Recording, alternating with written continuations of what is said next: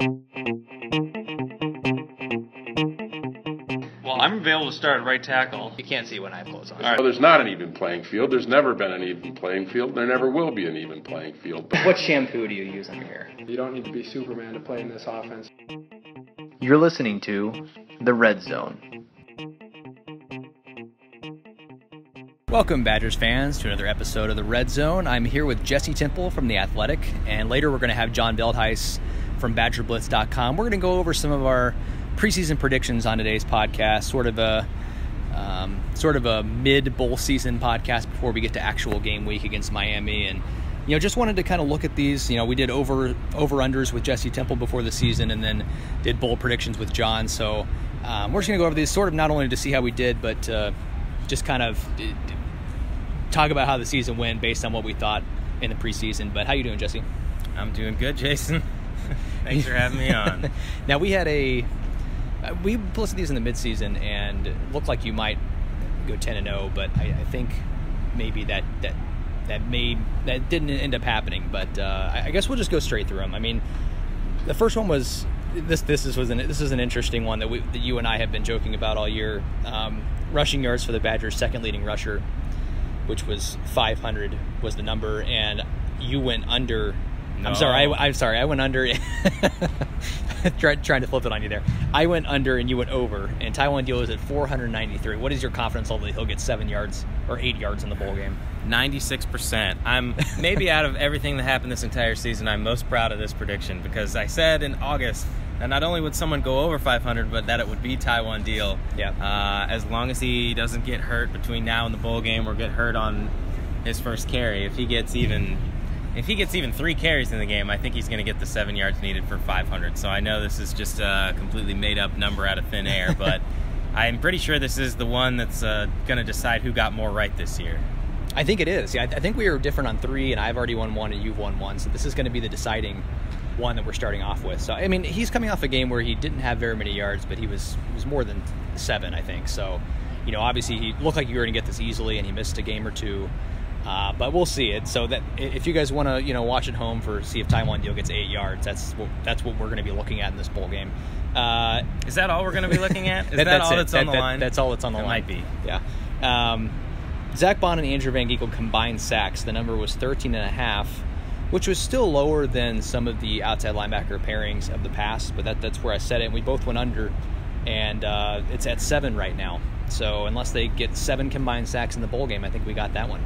Yeah, but I think the pass rush maybe wasn't as good as maybe the Badgers hoped. Well, obviously it didn't help that Andrew got hurt, and he had the ankle situation, and Jim Leonard even said earlier in the year that a lot of guys, they would have had to probably shut it down for 4 to 6 weeks. So it speaks to Andrew's toughness and willingness to be involved and playing in his senior season. I do think Zach Bond made really good strides this year. You have to remember, this is his first year playing major time in a starting role, and so they're going to lose Andrew, and there's going to be a lot to replace there on that side, but at least they're going to have Bond back next season. Yeah, that may be one of the bigger question marks if guys can step up there with Van Ginkel leaving. Aaron Cruikshank catches, the number was set at 9.5, and he has 1. We both went under, so unless he gets 9 catches in the bowl game, we're going to get that one. I think this speaks to not reading too much into spring practice, which is very easy to do because he was killing it, but everyone who was going to play wasn't practicing. And he was always going to be the 4th or 5th guy, and obviously he hasn't had a consistent role there, but he'll have more of a role in the years to come. A lot of fans have kind of asked me if maybe he should have redshirted. It's always kind of dicey. You don't know kind of what they're thinking with these players, but do you think he contributed enough to kind of warrant not redshirting this year? I do. He was a consistent return man, and I mean, offense and defense are what a lot of people look at, but special teams is just as important. And I know he didn't get the offensive reps, but these are invaluable reps for his future. So I think he's going to be an even better player. And you can't just look at the fact that he has 1 catch and say it was a wasted season. He got a lot of experience. Yeah. TJ Edwards tackles. This was looking like it was going to go your direction. The number was set at 95, and I went over, you went under. Halfway through the year when we did this, he was on pace for 66.5. He is currently at 104, so already went over it. So I won that one. He's been on a tear the last 5 or 6 games, hasn't he? he's been awesome. You can pretty much count on him for like 12 tackles a game, it seems like. So it's everything that you would want out of your senior All-American who came back to try and make one last statement. He's taken the most of his opportunities for sure. We went under 3,000 passing yards for Alex Hornibrook. That's clearly under. He's going to have to pass for about 1,500 yards in a bowl game for him to go over that. So, part of that's injury. Obviously, he'd be a little bit higher up if he hadn't missed 3.5 games. But I think it still would have gone under if he had played the entire year. I feel like this is a discussion that could go the entire length of a podcast. Yeah. I won't fill the entire time on that. But I in retrospect, I think we spent a lot of time on that Orange Bowl game and thought, well, look how good they played. There's going to be a continuation of that. He threw for 258 yards with 4 touchdowns and no interceptions. And, before that game, he had 21 touchdowns and 15 interceptions. I mean, he was good, but he had his moments. He threw a lot of interceptions. And everybody, I think, got caught up in that Orange Bowl game. And I think that has proven to be the exception to the rule. That was the best that they could have played. Well, yeah, it wasn't even the Orange Bowl game. I mean, the previous game at Minnesota last year, I thought he played really well. He played pretty well in the Michigan game that they won at home. So it seemed like he was having a good end of the year, and you thought, okay, he has all these weapons back. He can take a step forward, and it just didn't really happen. But, it's going to be a very interesting offseason when it comes to the quarterback position. That's probably a different discussion for a different podcast. The next one's interceptions by defensive backs, 10.5. We both went under, and they're currently at 6, so they need 5 interceptions against Miami to go over. I think the defensive backs have really grown throughout the year. It seems like I think they got a lot of young talent, even with Dante Carey-Williams gone now. I'm kind of expecting them to be really good in a couple years. Yeah, I think they made big time strides this year, and it seemed like everybody was injured and missed at least one game, and we're talking about guys like Dakota Dixon, and even though Scott Nelson was young, he had proven himself as a starter to begin the year, and they, for the most part, I thought they kept receivers and ball carriers in front of them, and there were some bad games. There were always going to be some bad games because it's a young group. Nebraska throws for over 400 yards, and Michigan ran for over 300 yards, but it's not like I don't even blame the defense. The offense stunk. They ran 49 plays, so Purdue obviously had a really good game offensively, but Wisconsin managed to win the game. I just think that if there's a lot of reason for optimism on the back end moving forward, for sure. Yeah, totally agree. Receptions by Wisconsin's top pass-catching tight end. I set the number at 19.5, which seems pretty low, but my thinking was, I can't even remember the stat, but it's been a long time since Wisconsin didn't have a tight end that recorded at least 20 catches, and I thought, well, with Fumagalli gone, not really sure exactly what we're going to get from Jake Ferguson yet, even though he's a good prospect. I'm going to go ahead and set the number here and see if it happens. And we both did take the over, and Ferguson is at 34. So I think Ferguson's going to be just an absolute stud here. I think the next few years he's going to be. I think he could potentially get to All-American level if he continues to grow. And I mean, that's saying a lot, but maybe he doesn't quite get there. But I think he's an NFL player eventually. Yeah, no doubt about it. They've been talking about him even since last year. At this time a year ago, he was obviously the offensive scout team player of the year, and in bowl prep he was killing it. You throw a ball in his general direction, he's catching it, and that's as good as you can ask for out of a tight end. So for him to do what he did as a redshirt freshman, you're looking at a future. Was it the Mackey Award? Is that the tight end? Yes. Big Ten tight end of the year. All that stuff is in front of him for sure. We had to cut the recording with Jesse a little bit short. The last 3 that we didn't go over were 4.5 freshmen on the defensive line who will play meaningful snaps. We both went under, and it's at 4, so it looks like we're going to get that one. Offensive lineman who will earn at least one first-team All-American honor. That was set at 2.5. We both went over, but it is at 2, so it looks like we didn't get that one. Both Dieter and Benshaw got at least one first-team honor, but that was it. And then regular season wins at 10.5. I went over, Jesse went under, and obviously Jesse won that one easily.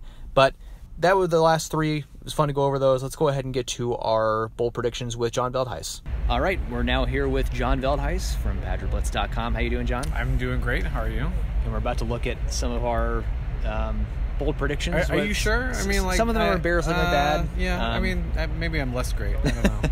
I feel like I had a couple good ones, I but still a couple feel good about them at the time. It's fine. But I also had a couple embarrassing, like ones that look just like really off right now. But oh well, it is what it is. Yeah. Well, we'll get into them, I guess. I guess we'll just do one of mine, one of yours, go down the list. My first one was very far off, but it was Alex Hornibrook will make an All Big Ten team.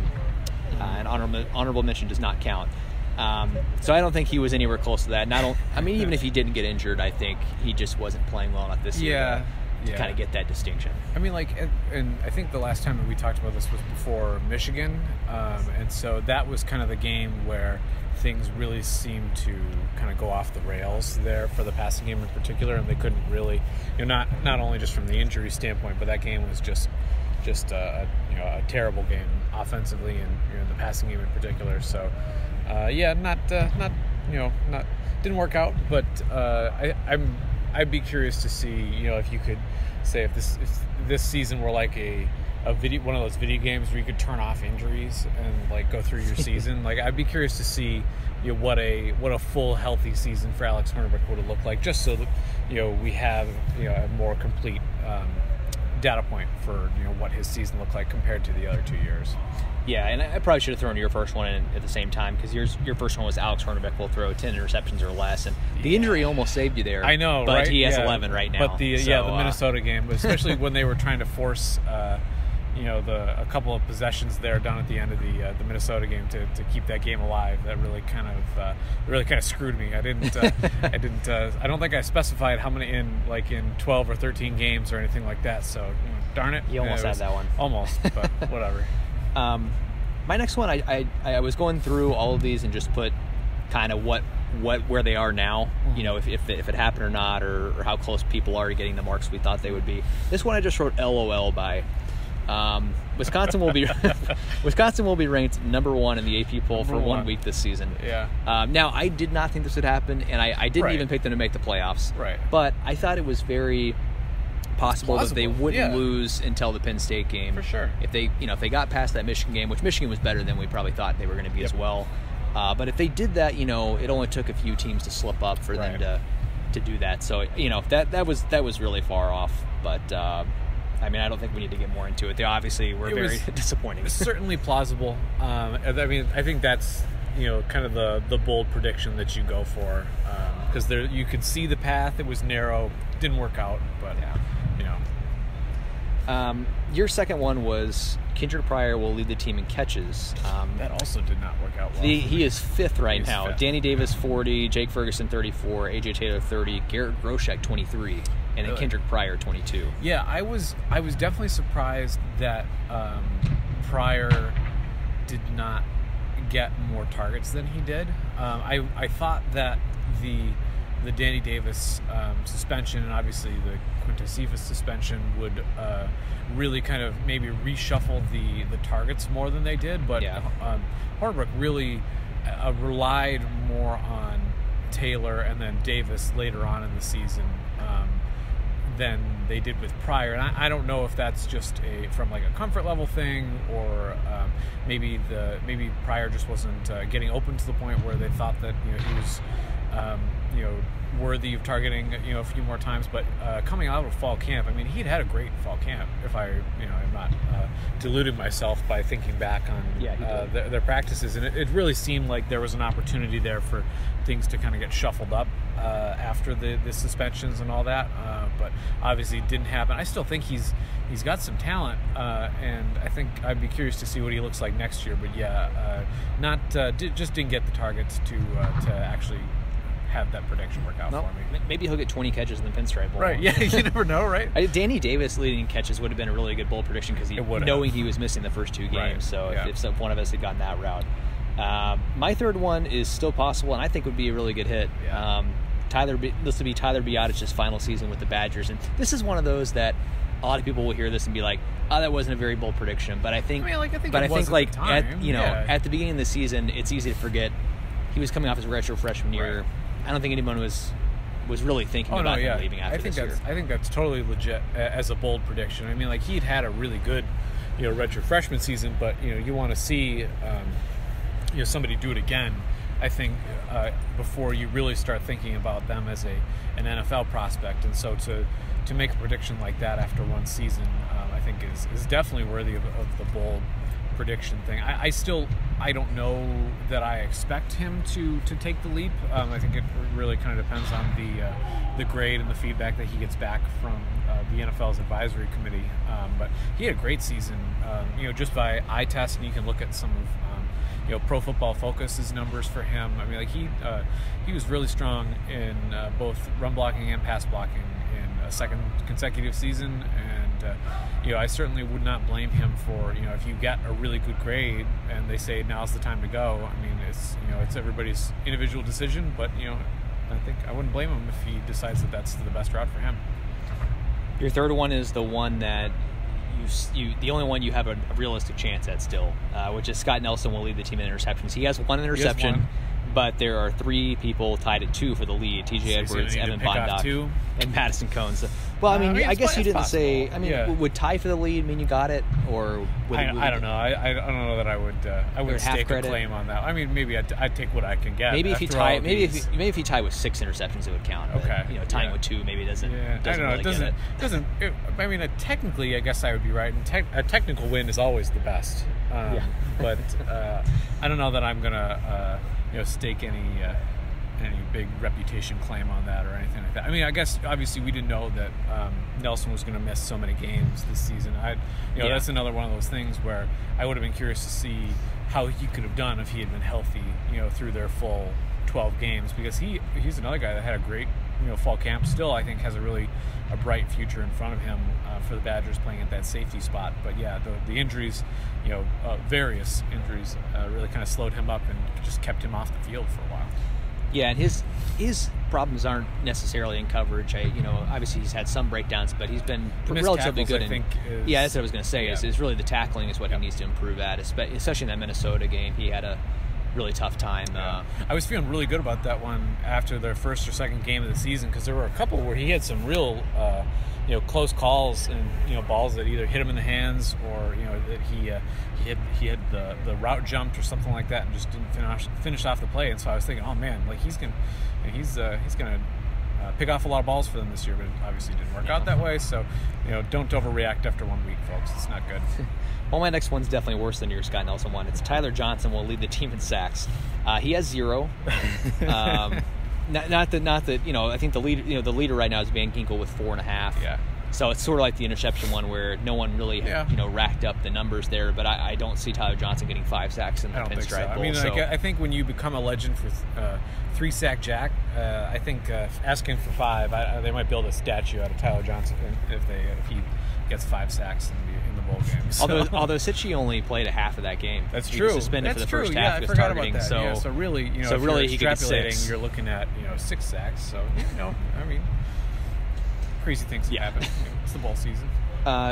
Your fourth one was just squashed by Paul Chryst today. Caden Lyles will stay at defensive end after this season. Yeah. And we just got confirmation today that he is moving back to offense. Which is good for him. So, I mean, I think that, and you said this before, I think if you had been predicting maybe a month ago when you had seen him play defensive line, and obviously he wasn't, he started a lot of games, but he hadn't been, pulling up trees at defensive line, would you have maybe said, I actually think he probably will move back to offense? Yeah, I mean, like that was why I think it was so bold, is just we hadn't seen him play in any games there before. And I think the argument that I had, entertained and heard about that before was that, it's hard for the Badgers to recruit, really talented guys that can play defensive end and, play on that line. It's just not, a relative strength in their general recruiting efforts compared to some of the other positions, specifically the offensive line. But with the guys that we think that will definitely be gone after this season, and some relative struggles on the offensive line, I think compared to what people expected, you're going to want your best 5 out there. And I think there's no doubt about it that from what Paul Chryst has said and what Joe Rudolph just said, that Caden Lyles they view as one of those guys that's going to be one of their best 5 linemen next year. So fully expecting, barring some crazy change, he will be back there and playing at either guard or center in their games next year. And my last one is still up in the air. Wisconsin will record 10 or fewer interceptions this season. They are currently at 10. Man, okay. So it's if they don't get any interceptions in the Pinstripe Bowl, then that's going to be one for me. Yeah, so they now for reference, the last 2 years they had 20 and 22, which is why I thought this was bold. Yep. Now they have had seasons where they've had this few interceptions. 2014. Yeah. But they had a run for a while. And that, I think it was probably in towards the late Brett Bielema years, and then maybe some early. Not.